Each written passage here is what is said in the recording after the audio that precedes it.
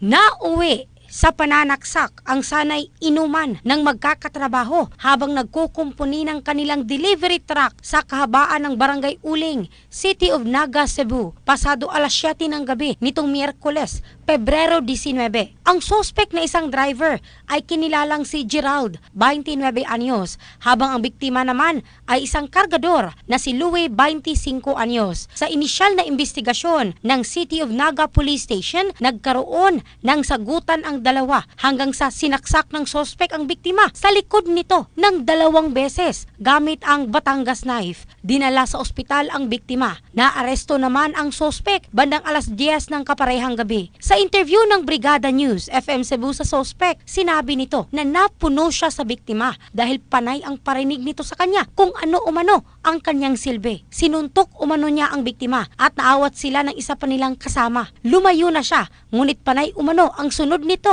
sa kanya. Kaya niya ito nasaksak. Humingi ng sorry ang suspect sa biktima. In the heart of changing lives, ito si Michelle Craste ng Brigada News Philippines, the Music and News Authority.